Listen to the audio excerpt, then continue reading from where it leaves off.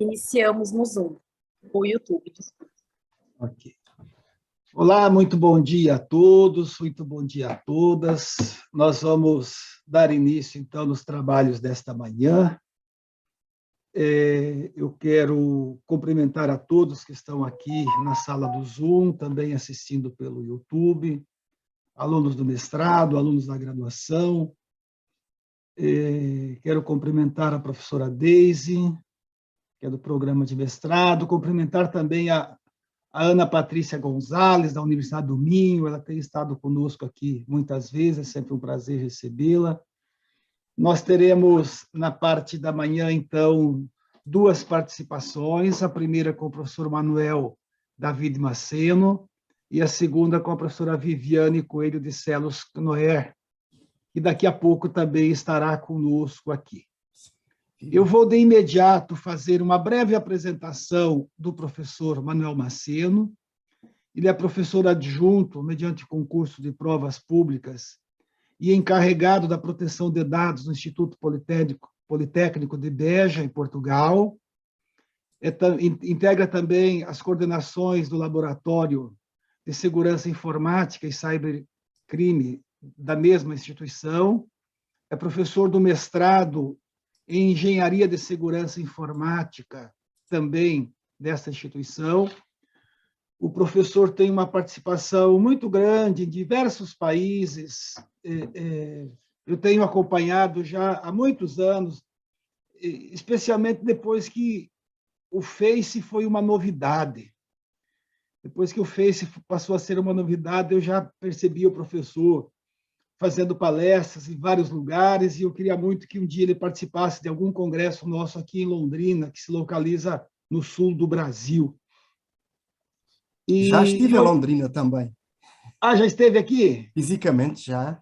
Ah, não Isso sabia. há uns 15 anos, 16 anos. Por aí. Olha, Mas num congresso de direito internacional, mas de direito do turismo.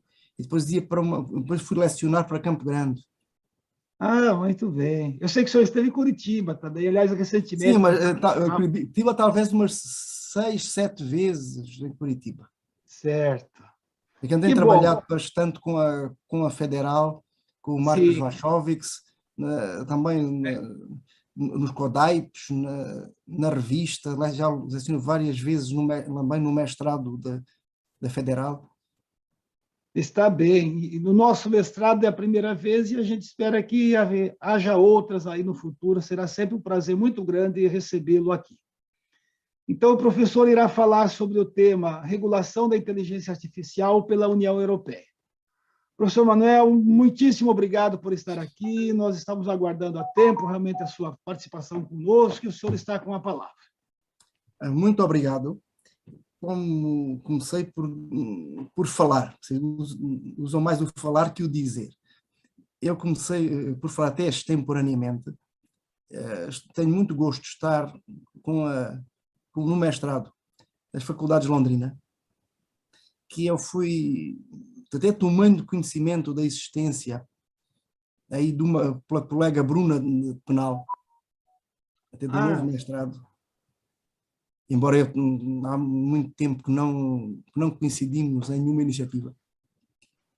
E olho para este mestrado aí no interior do Paraná, quase que no canto superior esquerdo do Estado, com uma flor frágil que precisa de ser cuidada para criar raízes. Os meus trabalhos de pesquisa e docência, não só em Beja, aliás, desta semana também lecionei para a Faculdade de Direito da Universidade de Lisboa, dita clássica, o que faço desde há vários anos. Aliás, minha carreira começou por lá, embora eu seja desta cidade. Ou na semana anterior para a Universidade do Minho, para o mestrado deles em Direito e Informática, que será semelhante ao vosso. Mas o meu foco tem estado, sobretudo, em questões de regulação da cibersegurança, algo que no Brasil, a um nível legislativo, praticamente não há. e também da proteção de dados. O que se refere à proteção de dados dá-me quase, não é vergonha, mas é um pouco assustador pensar que eu estou com matérias de proteção de dados desde 1995. Ou seja, quando Portugal, a primeira lei é de 91. Ou seja, aqui há aí esta coisa toda da LGPD 98, entrando em vigor um pouco mais de 2 anos depois. Bom, aqui para nós é um pouco coisa de história antiga. Nos últimos tempos, a partir das implicações com a proteção de dados, eu comecei a interessar-me, quer dizer, uns 3 anos para cá, questões relacionadas com inteligência artificial e a regulação da inteligência artificial. No plano global, leia-se acompanhar as iniciativas da OCDE, do G20, em paralelo também, mas numa dimensão principiológica, do Conselho da Europa, da União Europeia, mais recentemente da Unesco. Isso é uma linha que tem estado. Mas tem estado, aliás, há poucas semanas, está inclusive em YouTube, uma palestra para a Universidade Nacional Autónoma do México e para a Câmara de Deputados do México sobre regulação global da inteligência artificial. Eu tenho uma promessa próxima para tentar avançar com uma comparação entre o que está em cima da mesa nas instituições da União Europeia e no Senado Federal do Brasil.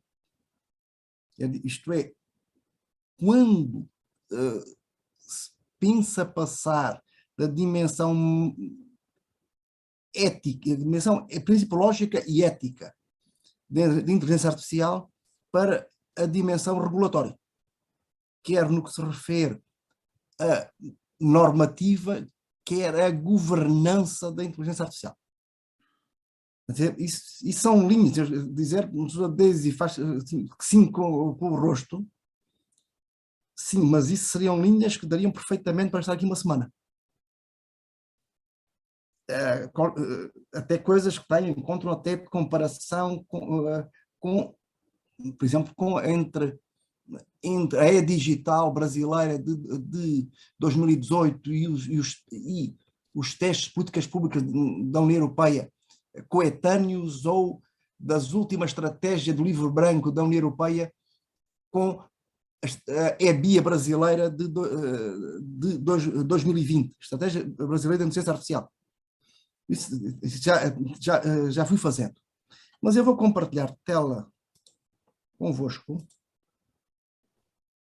Eu tenho que fazer aqui uma coisa que isto...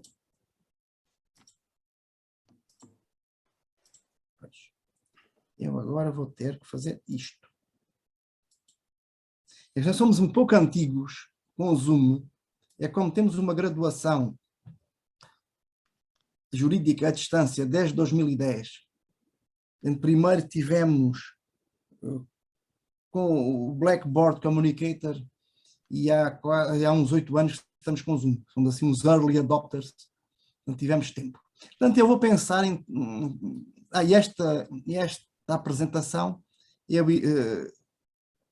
depois talvez de encontrar algum erro, que não é incomum, irei passar para o professor Zulmar para colocar à disposição dos mestrandos. Porque é uma apresentação relativamente detalhada.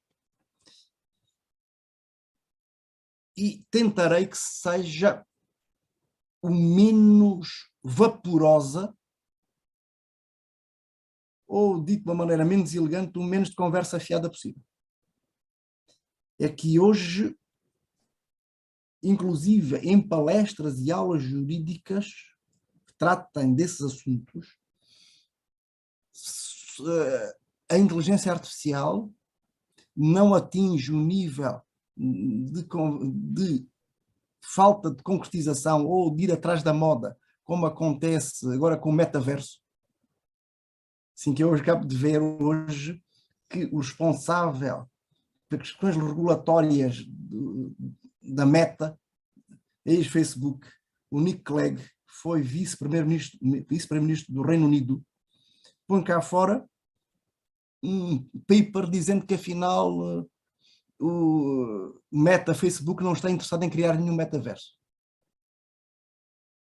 E entretanto já foram N juristas atrás começarem a imaginar agora, como também pensando que o futuro vai ser tudo non-fungible tokens, NFTs. Deixemos a poeira assentar. Há coisas piores, sei lá, gente que começa falando em direito quântico. Há uns tempos era tudo atômico, agora é tudo, vai para o quântico.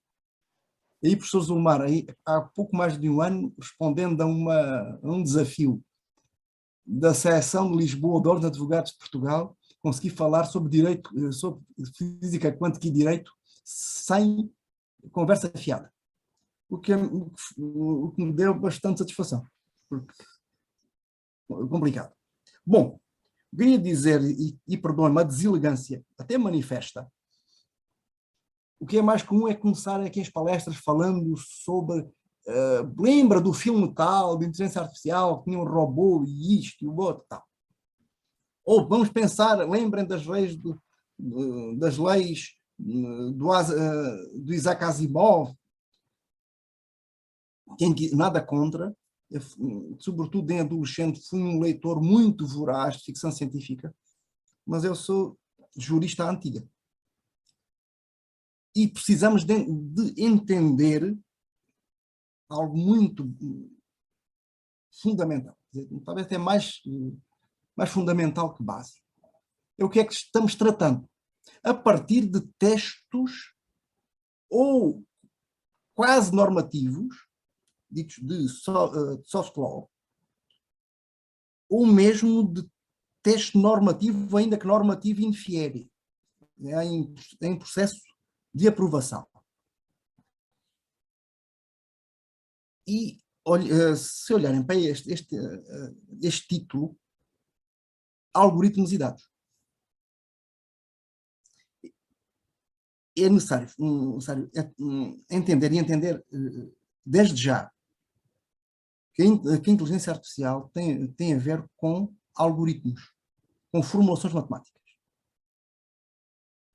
Eu sou suficientemente antigo para ter começado a estudar questões relacionadas com a inteligência artificial em direito, até por influência de um amigo, o professor Giovanni Sartor. Ele é da Universidade de Bolonha, mas há uma série de anos que está no Instituto Universitário Europeu de Florença. Nós somos do tempo, há quase 20 anos, em que só tínhamos algoritmos integralmente programados por seres humanos, atendendo à respectiva acervo de conhecimentos. Temos aqui uma inteligência artificial simbólica, que teve a primeira expressão nos chamados, ou aí no Brasil se chamam, sistemas especialistas. Quase uma tradução direta do inglês dos Estados Unidos, Expert Systems. Pensando no Brasil, esse foi o objeto da tese de doutorado de um amigo, também há muitos anos, o professor Ajor Rover, da Federal de Santa Catarina.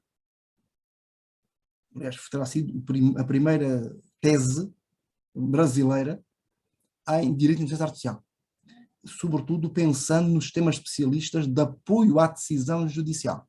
Essa tese, não sei se ainda estará disponível, mas foi publicada aí no Paraná pela Juruá. Numa segunda fase, os algoritmos passaram a funcionar no âmbito das grandes massas de dados. E foram-se adaptando até chegar ao que nós temos, e que é porque ainda continua a existir. Continua a ser viável que os humanos condicionem os resultados dos automatismos. É que os algoritmos de inteligência artificial sempre, eu digo sempre, mais de 20 anos, estiveram habilitados a aprender, se ajustando aos respectivos ambientes e a decidir, ou dito de outro modo, a propor decisões aos humanos. Mas o salto qualitativo deu-se quando eles começaram a trabalhar e a ajustar-se a partir das massas de dados, do Big Data.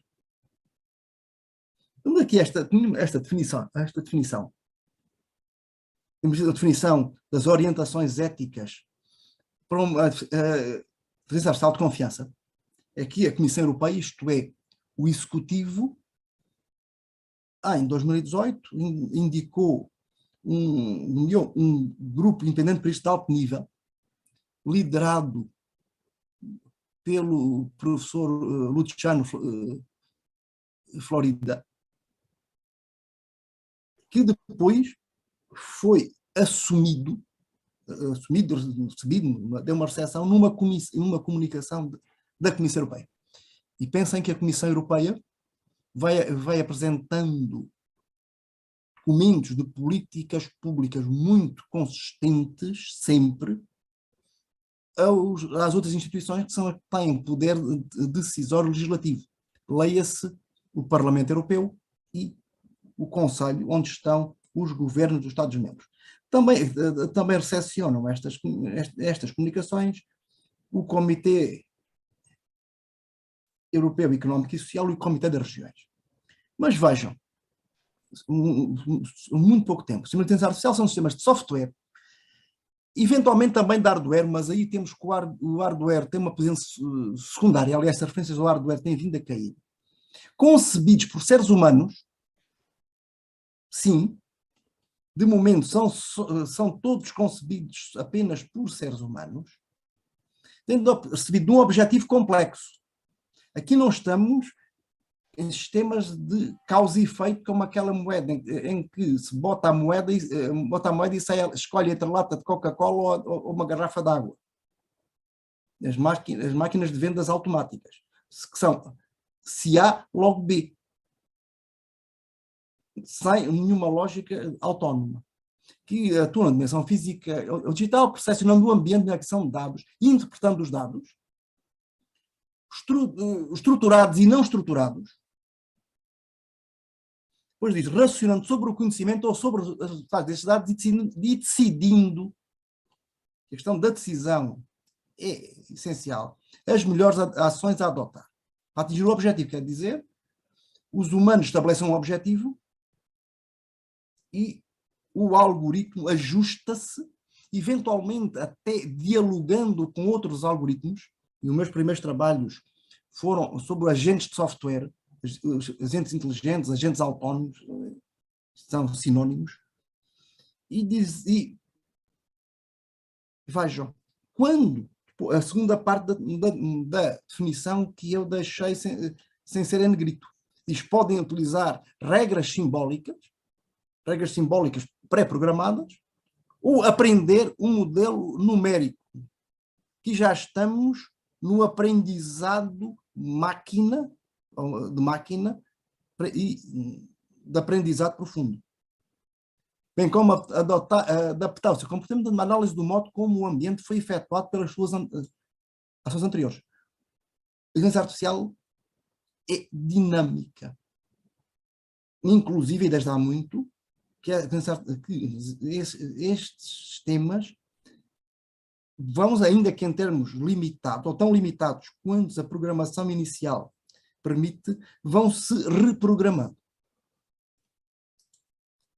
Se alguém tiver dúvidas, por favor, interrompa. Mais recentemente, é há pouco mais de um ano, a Comissão Europeia apresentou uma proposta de regulamento. Dizer duas coisas aos colegas do Brasil e também aos mestrados. Nos termos do processo legislativo na União Europeia, o poder de iniciativa cabe exclusivamente à Comissão, quer dizer, ao Executivo. Mesmo depois do Tratado de Lisboa de 2007, tanto o Conselho, isto é, os governos, quanto o Parlamento, apenas podem pedir à Comissão para estudar uma matéria porque entendem que a mesma deverá ser objeto de um ato legislativo. A Comissão não tem que seguir essas sugestões, apenas se não o fizer terá que fundamentar porque não o faz. Depois, os atos legislativos são aprovados em codecisão pelo Parlamento e pelo Conselho. Isto é, os governos dos Estados-membros têm que encontrar uma posição comum e no Parlamento também uma posição comum. E de momento não temos ainda comuns. O que será próximo da posição comum do Parlamento está numa resolução aprovada no final de abril, mês passado, 3 semanas.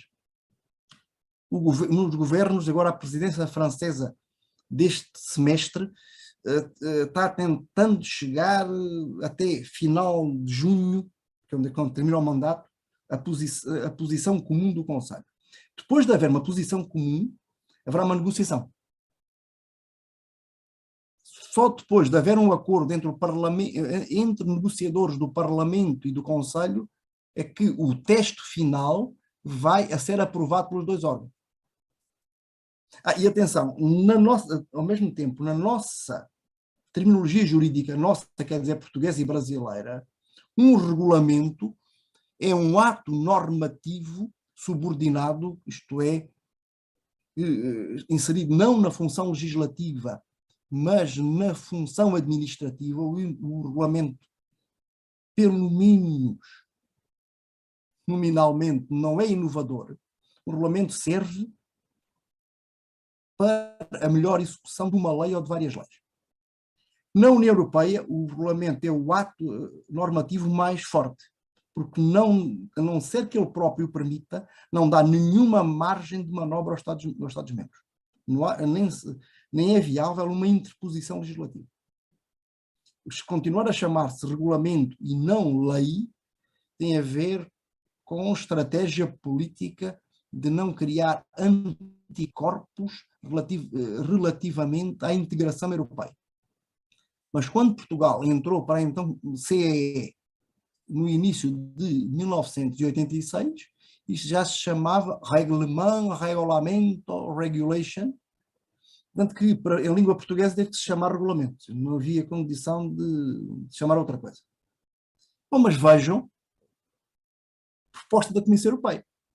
Sistema de inteligência artificial, será um programa informático, já não fala em hardware, desenvolvido com várias técnicas e abordagens enumeradas, pois já vamos ver enumeradas quais são, tendo em vista um determinado conjunto de objetivos, continuamos com os objetivos, definidos por seres humanos, criar resultados, exemplifica conteúdos, previsões, recomendações ou decisões que influenciam os ambientes com os quais interage. O que é que temos no anexo primeiro? Abordagens de aprendizagem automática. Vocês dizem aí de aprendizado. Não supervisionada ou por esforço, incluindo aprendizagem profunda, abordagens de aprendizagem, me falta uma palavra, abordagens de aprendizagem de máquina. Pois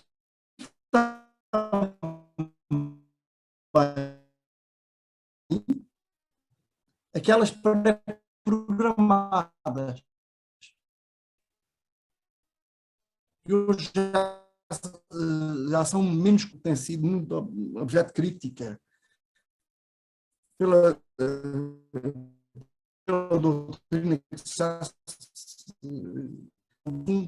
abordagens estatísticas, estimação. Para além destes algoritmos, sempre que há seres humanos com autonomia, o desenvolvimento da inteligência artificial assenta hoje essencialmente no Big Data, na terminologia europeia, Big Data, megadados. O que foi possível através da armazenagem na nuvem, na cloud, ligações de banda muito larga e também internet das coisas com a distribuição ubíqua de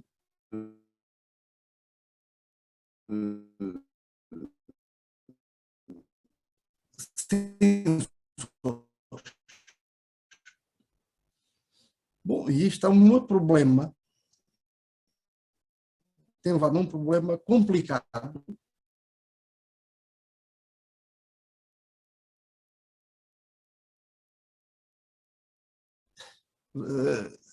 enfrentar e procura mais, que é que designadamente com as redes neurais. Há uma entrada, uma saída. Os resultados até se ajustam, mas quem controla o sistema não sabe como é que a máquina lá chegou. Temos uma questão de explicabilidade para o direito, é muito relevante, porque quer os decisores administrativos, quer os decisores judiciários são controlados através da fundamentação das decisões. Bom, já nem falo de questões relacionadas com segredos comerciais e industriais. Estou pensando até na legislação brasileira vigente. E aqui, o problema é sempre dos riscos para os direitos e liberdades dos cidadãos. Quer a inteligência, os sistemas de inteligência artificial se tornem cada vez mais autónomos, quer por estarem ao serviço de estratégias totalitárias ou, pelo menos, autoritárias. E por o seguinte, é que inteligência artificial com Big Data permite identificar quase no início micropadrões de comportamento e permite agir sobre esses comportamentos, condicionando-os. Temos aqui os efeitos das chamadas analíticas preditivas. E o que eu não estou dizendo nada que não esteja absolutamente explicitado aí no Brasil, tanto pela E-Digital quanto pela estratégia brasileira de inteligência artificial. Porque esta predição de comportamentos futuros foi desenvolvida numa lógica de marketing para condicionar os consumidores, mas também é adaptável a lógicas políticas condicionando os eleitores. O que tivemos, e já há uns anos,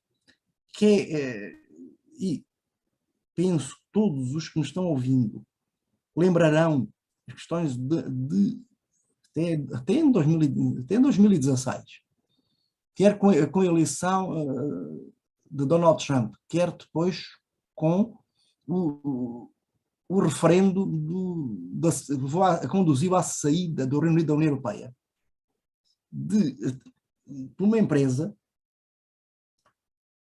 a Cambridge Analytica, foi capaz de identificar, com a tal micro-targeting, quase, ou melhor, pequenos grupos de eleitores que agiam ou decidiam o seu voto ou o seu não voto de acordo com determinados critérios, e chegou lá a informação para condicionar o voto.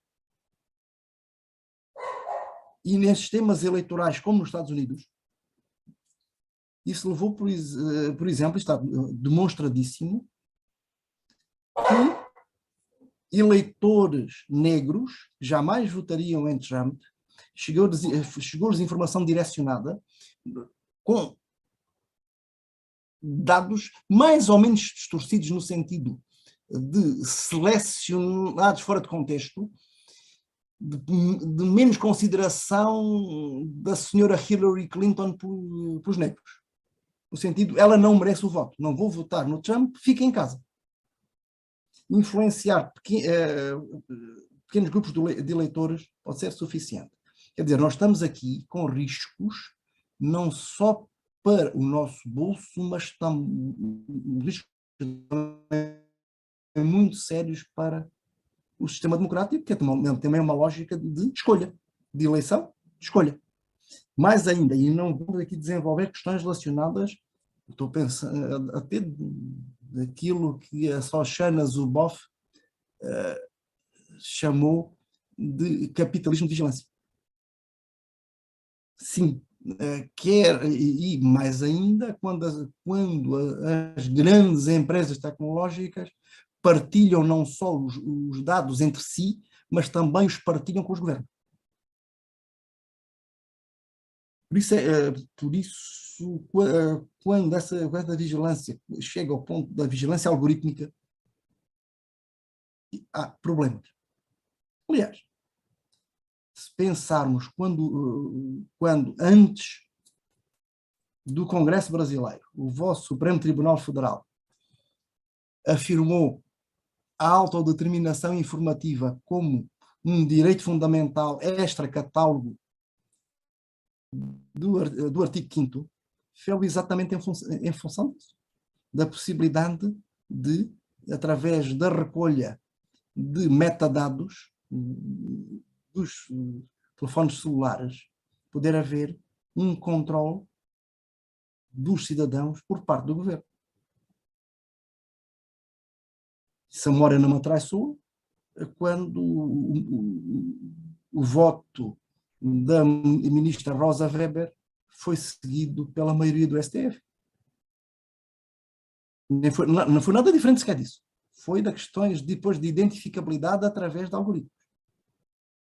Por isso eu até convido os mestrandos a relerem o voto também dos ministros, incluindo o Gilmar Mendes. Bom, coloquemos, até hoje, a União Europeia tem seguido uma via, vamos dizer, principal no que toca ao controle da inteligência artificial, que é o RGPD, o Regulamento Geral sobre Proteção de Dados. Falarei um pouco que até começou 2 décadas antes, mas como o tempo é muito escasso, tive que fazer escolhas. E o RGPD procura, muito claramente, funcionalizar a tecnologia ao homem. Já assenta em direitos fundamentais. Direitos fundamentais explícitos. Aliás, com o Tratado de Lisboa, o Tratado é de 2007, depois das ratificações, entrou em vigor em 2009. Nós temos que a proteção de dados foi constitucionalizada de modo separado da privacidade. Aquilo que ocorre agora no Brasil já em 2022. Assim, tanto no Tratado sobre o Funcionamento da União Europeia, quanto na Carta dos Direitos Fundamentais. Aliás, a União Europeia constitucionalmente funciona como um tripé: Tratado da União Europeia, Tratado de Funcionamento da União Europeia e a Carta dos Direitos Fundamentais. E aqui acresce a Convenção Europeia dos Direitos Humanos e, pensando na terminologia brasileira, a jurisprudência da Corte Europeia dos Direitos Humanos. Aqui continuamos com o antigo dos direitos do homem à francesa, mas sei que a terminologia brasileira é outra. Mas antes, quer dizer,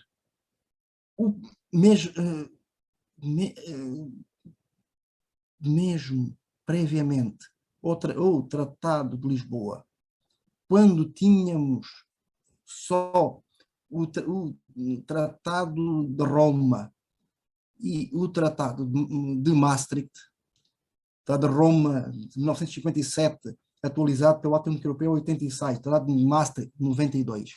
Tínhamos Secretaria Económica Europeia e, não é europeia, entretanto, já tinha mudado o nome, e União Europeia, já tínhamos esta diretiva, que foi uma diretiva, não um regulamento, mas diretiva orientada à efetivação do mercado interno,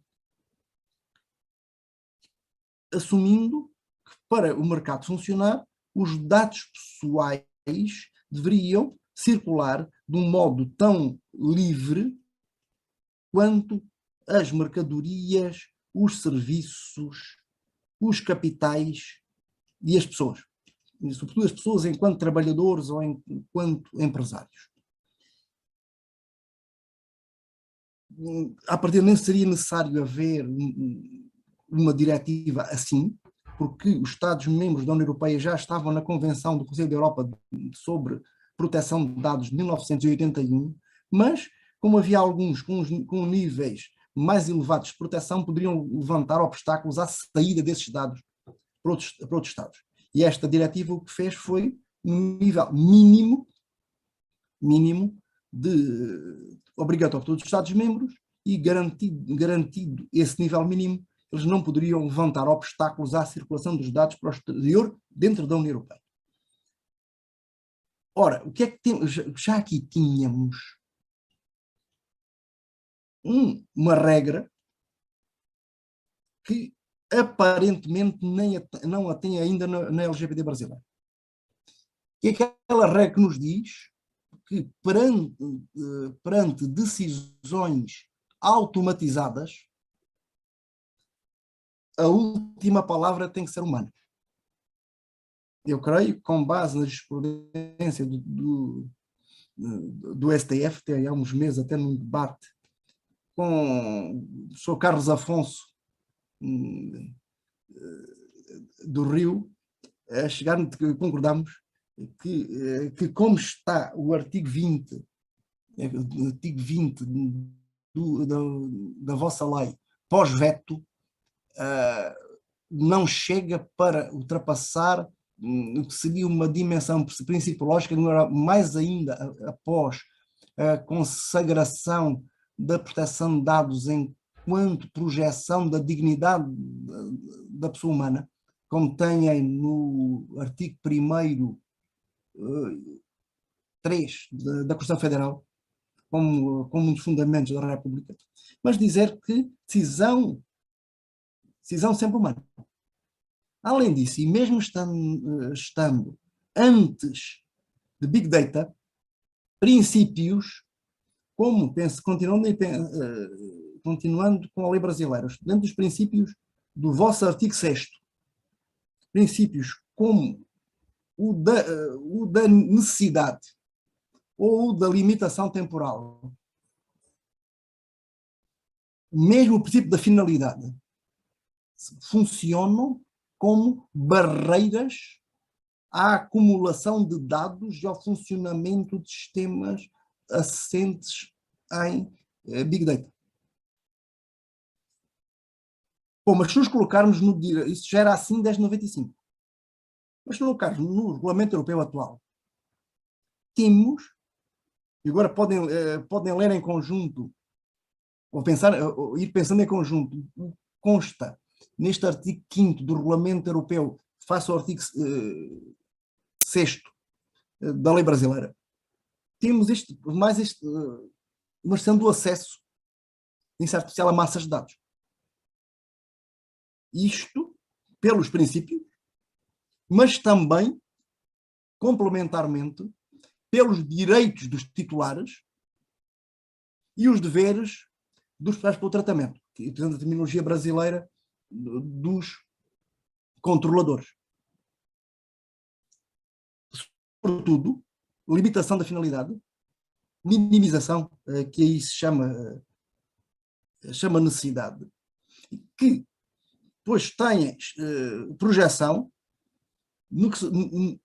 na licitude do tratamento, no direito à limitação, na responsabilidade, accountability, não responsabilidade civil, mas responsabilidade proativa do controlador e também na proteção desde a concepção e por omissão. Aqui o por defeito que temos aqui no Regulamento Europeu é um anglicismo absurdo, que não há nada defeituoso. Isto é o by design e by default da professora Anne Cavoukian. Creio que até tem lecionado agora na PUC Paraná. É uma professora canadense a quem se deve o desenvolvimento destas ideias da privacidade desde a concepção e privacidade na atuação do tratamento dos dados. Como também na limitação temporal, no direito ao pagamento dos dados, então se é esquecido. Aí o que temos na vossa lei é um direito limitado ao pagamento e também ao direito à portabilidade. Bom, mas temos mais. Creio que se na vossa lei for remetido para a ANPD, esta regulamentação, nós temos as questões de avaliação de impacto em proteção de dados. Aí, na terminologia brasileira, relatórios de impacto. Bom, processamentos de dados através de inteligência artificial. Temos o Regulamento Europeu, exigem avaliação de impacto, relatório de impacto. Não a partir de qualquer regulamento da autoridade. Também está subjacente, até a propósito do âmbito da aplicação territorial, o controle do comportamento dos titulares dos dados segundo o território da União Europeia, por um controlador ou processador não estabelecido na União, deste comportamento tenha lugar na União. Aqui está em causa, sobretudo, o controle comportamental para fins publicitários que corresponde ao modelo de negócio das redes sociais. Quanto aos perfis, ou perfilamento, acho muito interessante como a língua portuguesa no Brasil consegue ser tão flexível. Nós só conseguimos chegar até à definição de perfis, aí já vi o profiling traduzido para perfilamento. E aqui temos definição de perfil, qualquer tratamento automatizado, leia-se, artificial, de dados consiste em utilizar esses dados pessoais para avaliar certos aspectos pessoais de uma pessoa, pode ser uma pessoa natural. Por exemplifica, para avaliar ou prever aspectos relativos ao desenvolvimento profissional, a sociedade económica, a saúde, defesas pessoais, interesses, fiabilidade, comportamento ou deslocações. Aqui, nestes perfis, para os perfis, para além de serem obrigatórias as avaliações de impacto, temos direitos reforçados de acesso à informação. Aquilo que podemos designar por transparência algorítmica, pelo menos em termos contrafatuais. Isto porque a transparência algorítmica não pode nunca implicar revelar o algoritmo, até porque talvez 99,99% dos cidadãos, perante um algoritmo explícito, não vai entender coisíssima nenhuma. Iria entender que, olha, quando eu pensar em coisa não entender nada, estou convidado para palestrar para a Geórgia nos Estados Unidos, mas no Cáucaso, na segunda-feira, e olho para o alfabeto deles e não percebo nada, de nada, de nada. Nem uma única letra, eu sou analfabeto absoluto. Aqui também, olhando para um algoritmo de inteligência artificial, eu também sou quase analfabeto absoluto. O que temos aqui é uma explicabilidade do modo como está estruturado o algoritmo. E depois, sobretudo,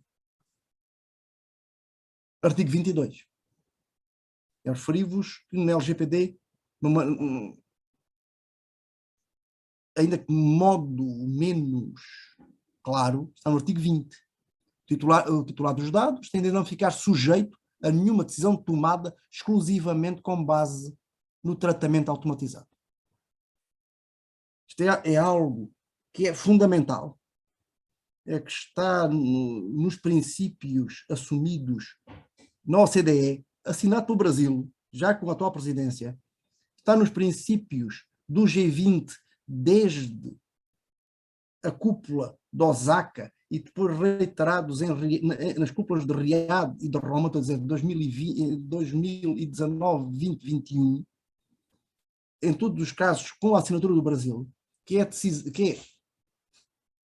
a decisão final sempre humana. Quer dizer, e desculpem, não quero entrar em política, mas não posso deixar de assinalar a inconsistência do veto presidencial à obrigatoriedade da decisão humana, quando o mesmo presidente subscreve as conclusões do G20, onde o Brasil está por direito próprio enquanto um dos maiores países do mundo,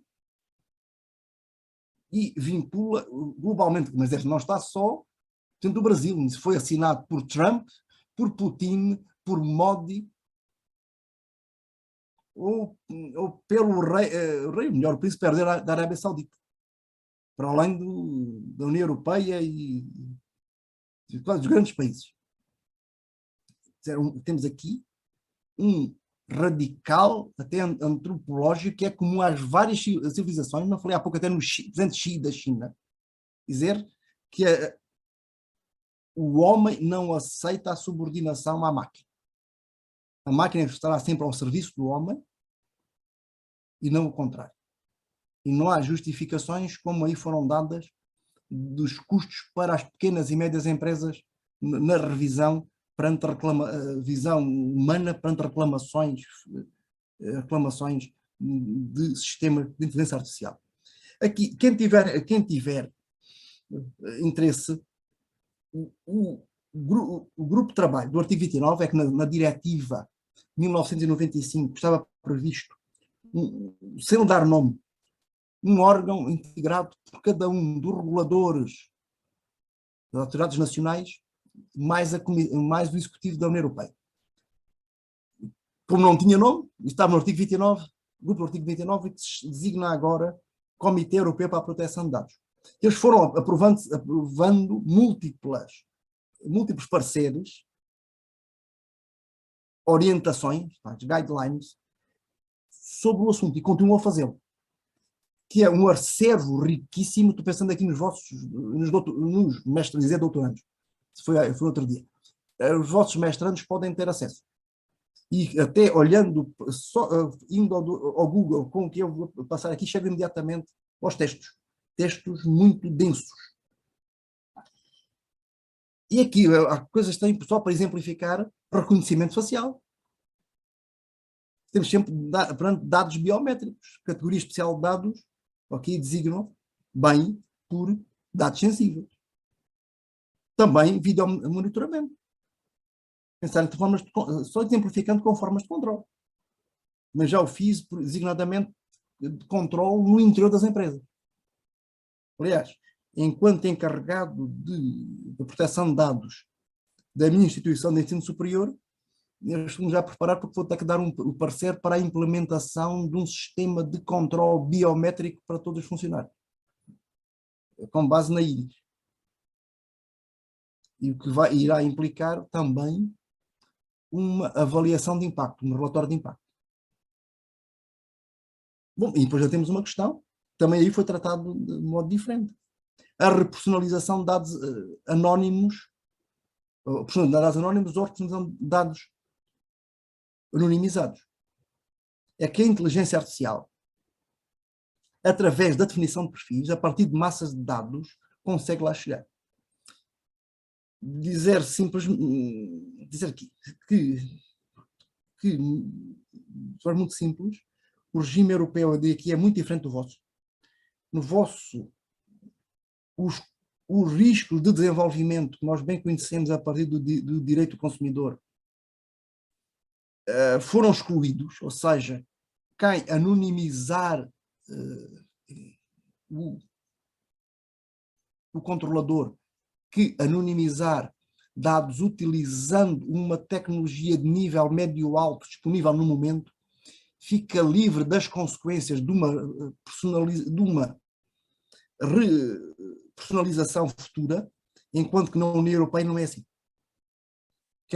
Quem quiser trabalhar, ou melhor, afastar a aplicação dos regimes através da anonimização, assume os riscos de novas tecnologias que venham permitir a personalização, o que implicará designadamente, perante a inteligência artificial, a realização, não só monitoramento do desenvolvimento tecnológico, mas também a realização, pelo menos periódica, de relatórios de impacto. Bom, também a questão de defesa do consumidor. A primeira linha foi a proteção de dados. As instituições europeias foram assumindo a proteção de dados como bastante, o que até tempos muito recentes, e embora desde o Ato Único de 86 a proteção do consumidor tivesse sido introduzida nos tratados, foi deixando para trás. Aliás, na Diretiva de Comércio Eletrónico de 2020, que tem correspondência no Brasil, em parte, no Marco Civil da Internet de 23 de abril de 2014, estavam conscientes que já existiam sistemas de inteligência artificial. Literalmente no sumário executivo da proposta diretiva, e depois já se sabia, porque já havia imediatamente antes legislação nos Estados Unidos que abria um certo modo a porta. E aqui o sumário executivo diz, refere que não pode impedir o uso de sistemas eletrónicos tais como os agentes eletrónicos inteligentes. Mas não regula. Aliás, regula-os como se fossem burros em sistemas causais. E não criando obstáculos. Mesmo a Diretiva Consumidores de 2011 também não trata da utilização de inteligência artificial, que já era comum. Já era comum pelas grandes empresas na contratação com consumidores. Mesmo desta Diretiva de 2011, incluindo conteúdos digitais e requisitos detalhados de informação aos consumidores, nada. 2011. A Comissão Europeia desperta para isto com Big Data. O que veio mexer mesmo isto foi a possibilidade de processamento de grandes massas de dados. Isto, eu deixei aqui um certo da comunicação da Comissão para uma economia dos dados próspera. Este certo diz-nos que o direito horizontal dos consumidores e do marketing também se aplica aos produtos baseados na tecnologia de grandes volumes de dados, e a Comissão garantirá, especialmente das empresas e os consumidores, além dos fornecedores e utilizadores, recebam, além de receberem todas as informações, não sejam enganados e possam confiar na lealdade dos contratos. Depois podíamos dizer que era possível, a partir daqui, com base na diretiva sobre as práticas contratuais desleais das empresas com os consumidores e do princípio de boa-fé, chegar aos resultados. Eu já publiquei, inclusive aí, naquele livro de Direito Digital, de Privado da Internet, coordenado pelo meu caríssimo amigo Guilherme Martins, da FND, e pelo Vítor Rosati Longhi, ele é do Uberlândia, ele é do Triângulo Mineiro. E também há uma coisa publicada, já que tem acesso de graça, uma versão um pouco mais antiga, na revista da Federal de Santa Maria, que por acaso até é um qualis A1. sobre esta relação entre proteção de dados e defesa do consumidor no contexto europeu. Bom, neste ponto, e tentando acelerar, como é que a inteligência artificial interessa para as empresas? Falámos há pouco, ou quase no início, às microtendências, para o marketing direto, para a publicidade comportamental em linha, para as análises da rede, também para as informações de crédito, para a avaliação de crédito na banca e no risco dos seguros. O que vai levar a que as empresas tenham melhores sistemas de apoio à decisão e otimizem os resultados. E que depois vai permitir, inclusive, isto que nós entrar em riscos, há pouco referi a questão do risco para a democracia, mas riscos para o cidadão enquanto consumidor, porque o aprendizado de máquina vai permitir uma personalização absoluta da oferta. E vai permitir uma personalização da oferta com base não no declarado, mas sim no percepcionado como do inconsciente do consumidor. Saber aquilo que ele quer, mas não diz a ninguém, até por vergonha. E conseguem ter não não proposta standard, as próprias da sociedade industrial, e depois levou à regulação dos contratos por adesão, mas sim voltar através da máquina à personalização capilar da oferta. Bom, isso tem logo um efeito, que é afastar a aplicação dos regimes de proteção por via de contratos de adesão. Porque depois vai ser viável negociar. Hoje, ou melhor, antes da inteligência artificial entrar em jogo, a negociação individual prolongada só continuou para operações de grande volume. Um carro, uma casa, não para uma sacola com batatas ou com bananas. Já não é a lógica de mercadeio que dá para negociar assim quase em mercado árabe.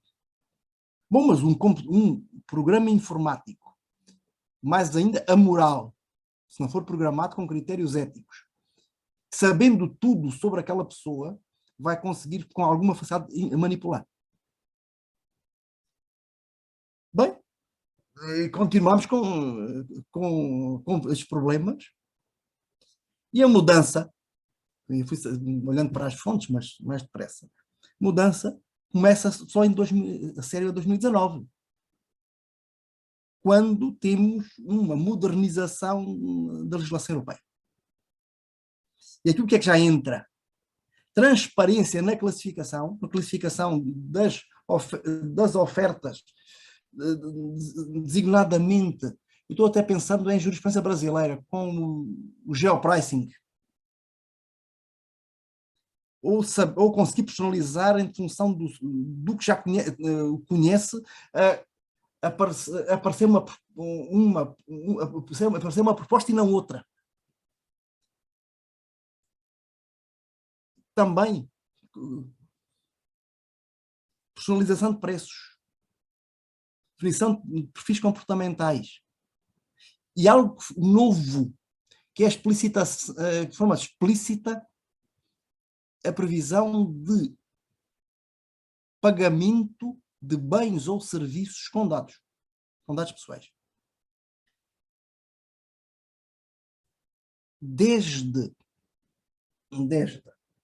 dezembro de 2020, tem estado em negociação 2 regulamentos. O regulamento de mercados digitais e o regulamento de serviços digitais, que irão revolucionar, no caso dos mercados digitais, todo o sistema da economia de plataforma.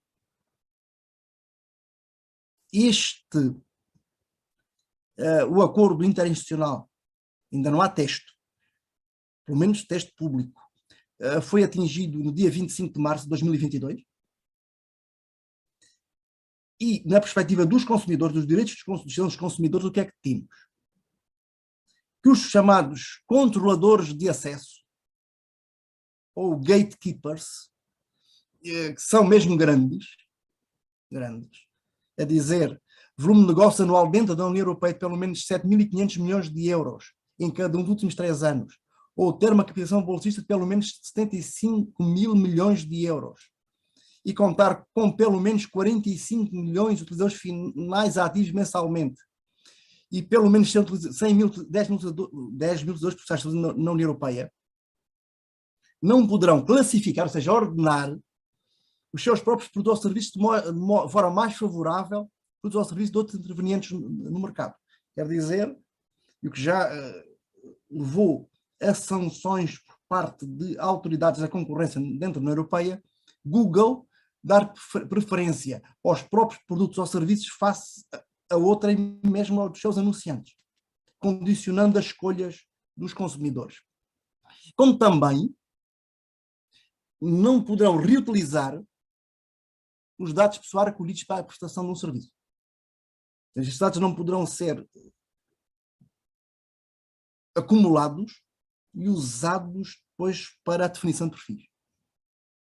Mais importante ainda é o novo Regulamento de Serviços Digitais, o DSA, sigla em inglês do Digital Service Act. A proposta também foi de meados de dezembro e o acordo político foi há 3 semanas, 23 de abril. O que é que temos assente e sem texto? Proibição de interfaces enganosas. Isto nem precisaria, mas fica explícito também no mundo digital. Métodos que visa induzir os utilizadores em erro. Novas obrigações de transparência, mas transparência dos sistemas de recomendação de produtos ou serviços. Temos aqui um reforço da transparência algorítmica do RGPD. Eu não o disse antes, mas estes regulamentos vêm acrescentar e interagir com o RGPD. Claramente não houve condições de reabrir a negociação do Regulamento Geral de Proteção de Dados. A opção foi por extras. Como também uma proteção reforçada de menores. Nós já existia no RGPD, existe no artigo 8º, no que se refere à proteção dos menores nos serviços da sociedade de informação. Aqui estamos também no conjunto dos mercados de bens e serviços. Vamos para o futuro e vamos continuar. A Comissão Europeia, o Executivo, vem-se ocupando de questões de inteligência artificial separadas dos mercados digitais ou das transições digitais. A inteligência artificial enquanto objeto de políticas públicas desde 2018, e também aqui avança com princípios e regras que vêm acrescentar o regulamento, quer o RGPD, e virão juntar-se aos 2 regulamentos que falei antes, o DMA e o DSA. Semelhante ao RGPD, isto assenta em 2 bases, principais em 2 pilares. São os direitos fundamentais, tal como constam da Carta. Direitos fundamentais esses são densificações, projeções, tal como aí no Brasil, do valor da dignidade da pessoa humana. E voltamos ao artigo 1º da Constituição Federal.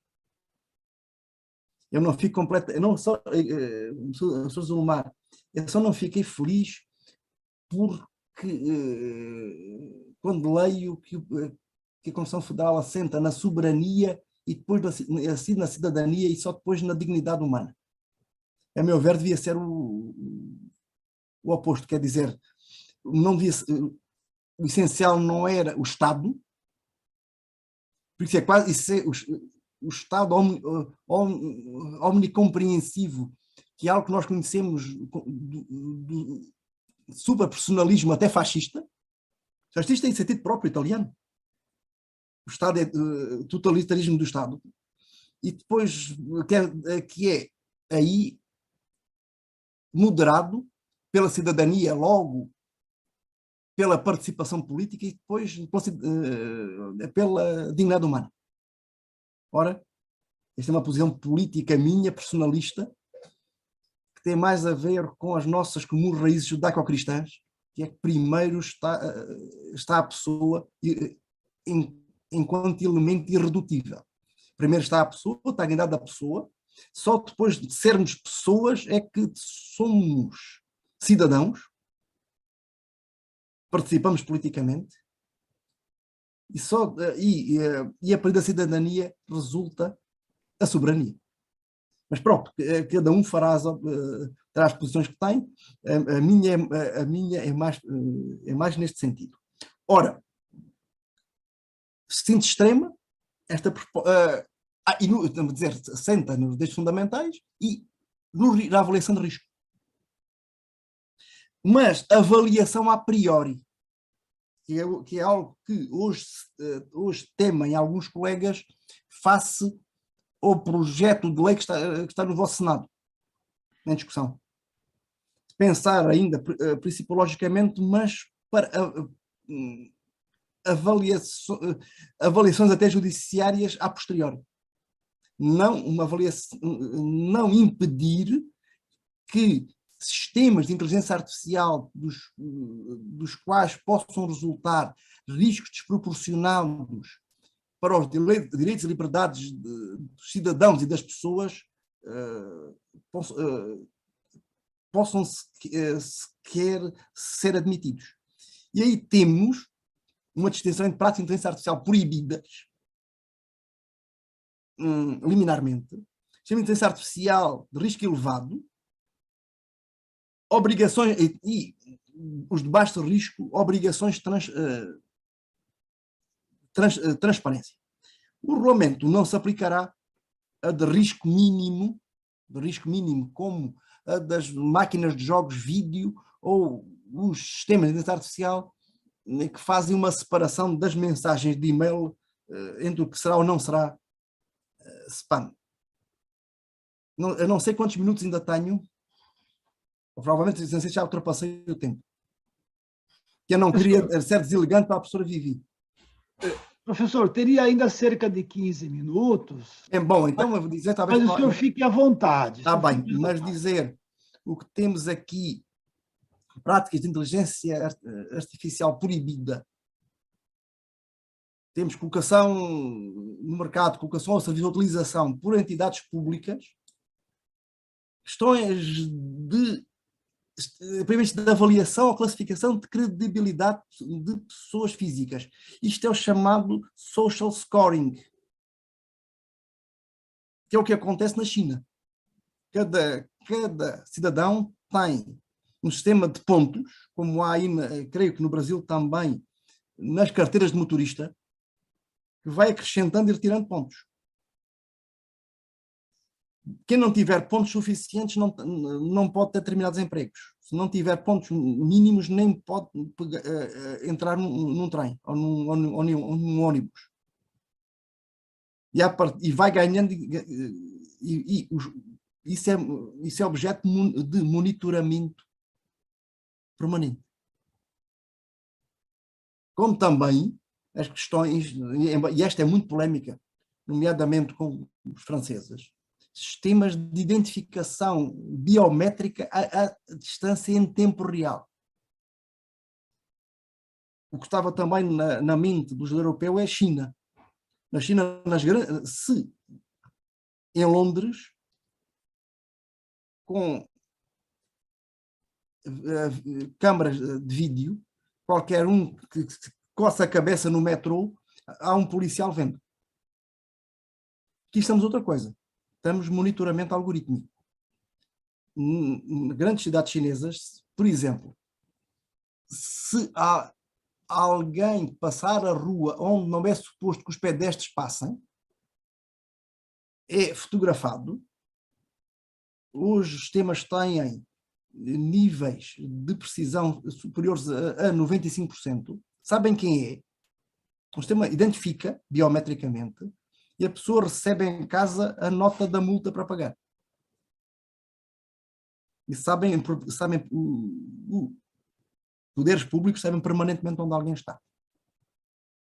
E aqui há ver como é que se consegue, mas pode ser necessário, por exemplo, num aeroporto de uma criança que se separa dos pais, ou de uma iminência de um ataque terrorista. Tem aqui um equilíbrio muito delicado nesta questão deste videomonitoramento, que não é o videomonitoramento por um humano. Aliás, há um parecer do Comitê Europeu da Proteção de Dados explicando muito bem, já há uns anos, mas é um monitoramento que assenta num banco de dados. Ou pensar sistemas de inteligência artificial de risco elevado, identificação biométrica e criação de pessoas naturais que não em tempo real. Isto tem funcionamento de futuras críticas, tem a ver com educação e formação profissional, até a administração de justiça e processos democráticos. Depois é muito detalhado em cada uma das categorias e depois ainda se dá à Comissão Europeia, ao Executivo, poderes de se ir ajustando à tecnologia através dos chamados atos delegados. Com um regime muito denso para este alto risco. Obrigatoriedade de sistemas de gestão de risco, sobretudo para prevenir e corrigir enviesamentos, e usam mais o termo do viés. É obrigatório ter documentação técnica detalhada e atualizada. Todos os eventos devem ser acompanhados por registros automáticos. Transparência quanto à concepção e funcionamento. Sim, para que a monitorização humana efetiva assim possa ocorrer. Quando eu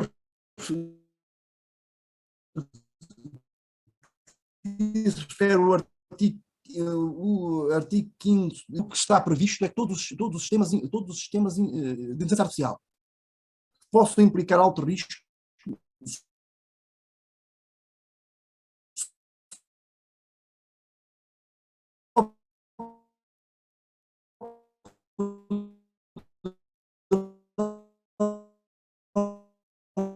ser colocados no mercado depois de avaliados e certificados.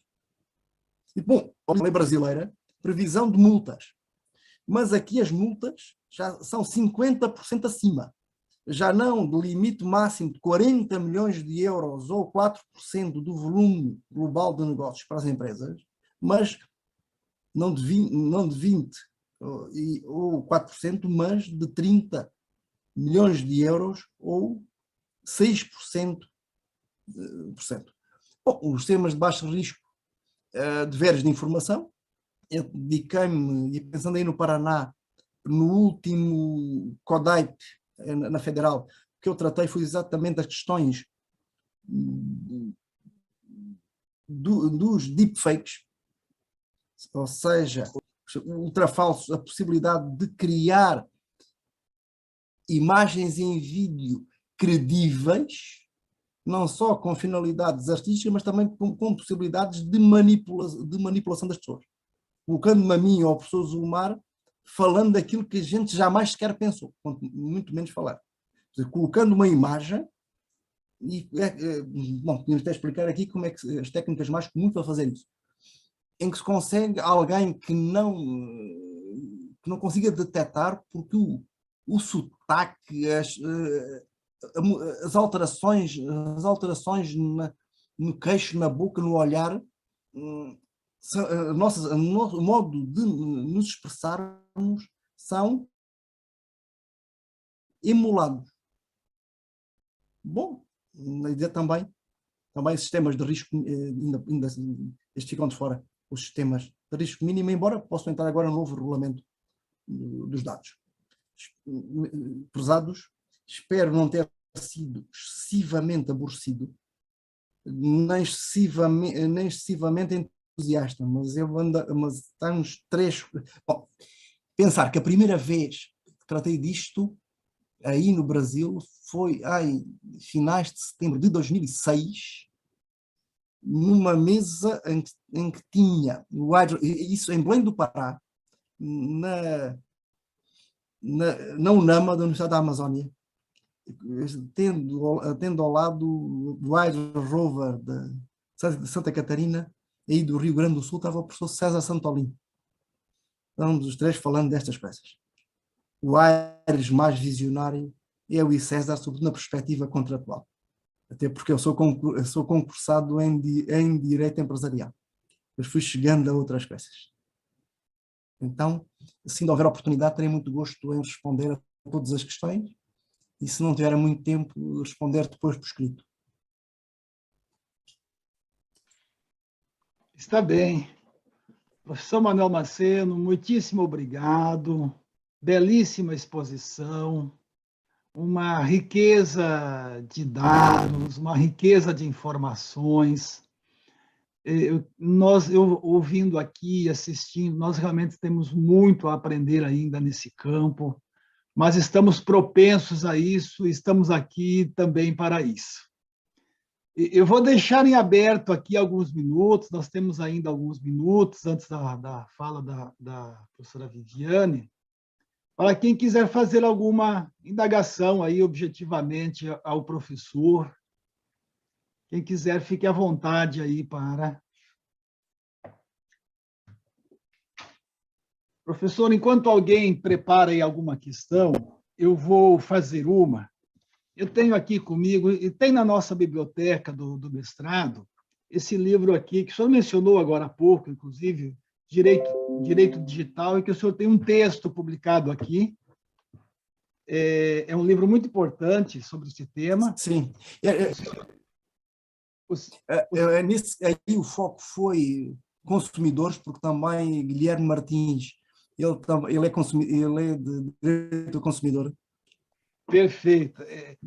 Foi consumidores, e eu tenho feito o meu capítulo, creio que já vai na terceira versão atualizada. Terceira versão. Acho que na primeira eu não participei, creio que já vai na quarta edição. Eu não participei na primeira, levou vários anos. Certo. E nesse seu texto aqui... Pois Guilherme convenceu-se. Pois é. Nesse seu texto aqui, só para que os demais que estão na sala possam saber, como a União Europeia procura proteger os cidadãos consumidores em tempos de Big Data. E tem uma passagem no livro aqui, o senhor mostra como o que compõe o Big Data, né? É a confluência de 3 avanços tecnológicos: computação em nuvem, comunicações em banda larga e a internet das coisas. O senhor podia falar um pouquinho sobre isso, sobre essa convergência que resulta no que o senhor chamou aqui? Mas isso foi algo que veio de fora do direito, quer dizer, a possibilidade de... Olha, nuvem. A primeira vez que eu ouvi falar em nuvem foi no aeroporto de Salvador. Estava com um colega espanhol, isso aí por 2008, por aí. E o Pedro Canute diz-me o seguinte: olha, a Amazon tem muito movimento no Natal. Depois ficam com capacidade para utilizar. E eles passaram a disponibilizar o armazenamento de terceiros nos centros de dados deles. E é barato, olha, se você quiser também a linha, olha, estou pagando pouco e tal. Estamos esperando um voo para Maceió. E estava de conversa e o Pedro começa, foi a primeira vez que eu ouvi falar. Isto é, temos a possibilidade de ter por muito baixo custo e de forma redundante, com garantia de acesso 24/24, dados, permitir acumular em grande volume. É que a partir do momento em que se acumula em grande volume e há um algoritmo que é capaz de trabalhar os grandes volumes, é possível que as tais microtendências, que não apareceriam por métodos estatísticos de amostragem, começar a ver, aparece aqui um caso, aparece ali um caso. Agora, pensar... Aqui na Europa, nos últimos dias, fala-se na varíola do macaco.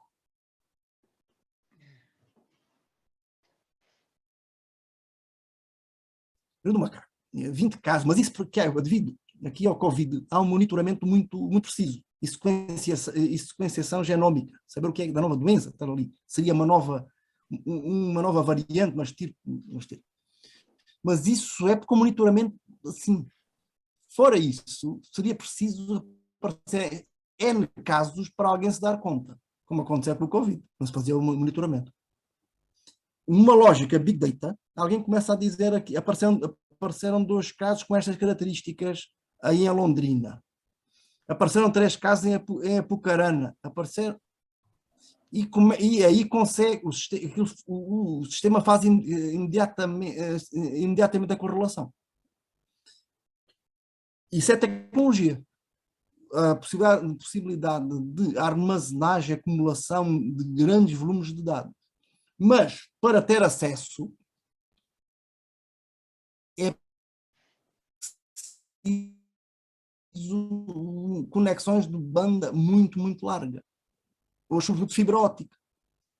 Quando eu comecei a conectar à internet, aí por os anos 90, eu tinha um módem de 14.4K. Para baixar um programa, às vezes levava uma noite inteira, por linha telefónica. Quando passei a ter um ADSL, achei que estava no futuro. Hoje, é normal as pessoas terem fibra óptica até a casa com 500 mega. É comum. Ou passar em redes 5G no celular, mas em banda muito larga, que permitem essa conexão até com latências baixíssimas. O período entre pedido e a resposta de menos de milissegundo. Há poucos meses temos um novo cabo de fibra óptica importante que começa em Santos, passa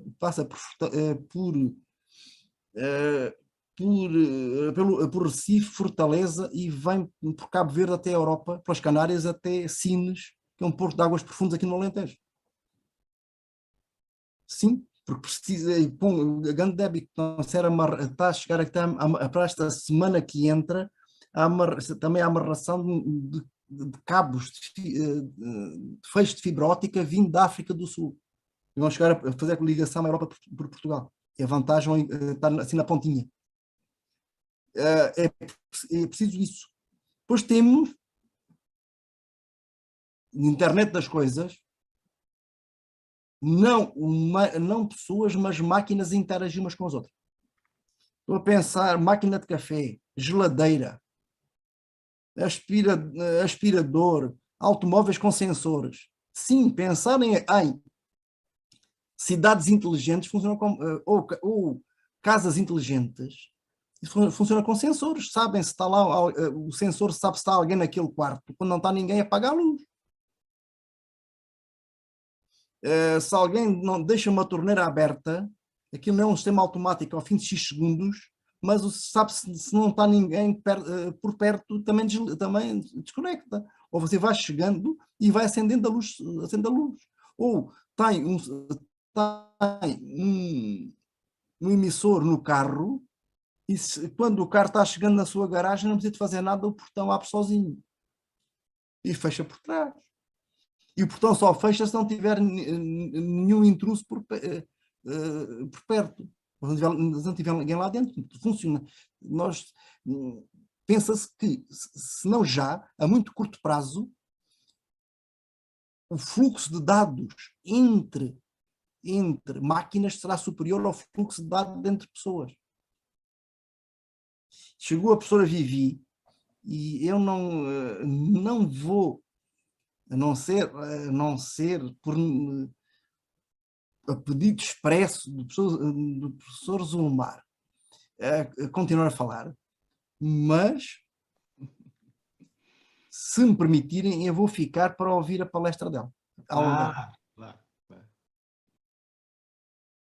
E se ela aceita, claro que se ela aceitar a intrusão, este último ano não, mas há 2 anos houve uma altura em que a gente, e por novembro, dezembro, nós quase sempre com coisa no Licuritiba. E depois também, vocês também publicaram um artigo que eu sou coautor, ali na vossa revista. Foi na parte empresarial e com uns colegas da PUC São Paulo, de contratos internacionais. Quer dizer, aqui entre... e na Unicuritiba, umas alturas nas quais a Federal estava fechada por greves, o Congresso do CODAIP foi muito bem acolhido aí no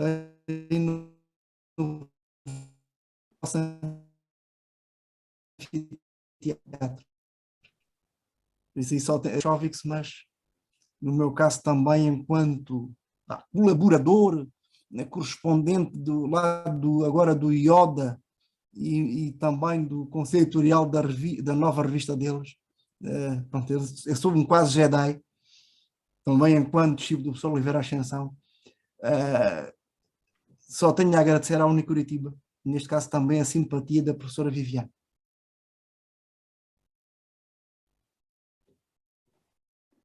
Que, aliás, eu não sei como é que ela faz, eu vejo, e sem elogio bobo, ela cada vez mais jovem. Mas eu acho que, nós envelhecemos, ela não. Ela tem que explicar como é que se faz. Vai ter que dar a receita para nós aí, professor. Sim. Professor, muitíssimo obrigado pela sua exposição, por estar aqui conosco. Será um prazer se o senhor puder permanecer conosco, se eventualmente... Irei permanecer, porque para além de ser a professora Viviane, o tema também me interessa bastante. E, eu fui fazendo umas pequeníssimas referências às fontes brasileiras, mas não, de forma proposital, não quis fazer um trabalho de comparação. Certo. Pelo menos para já.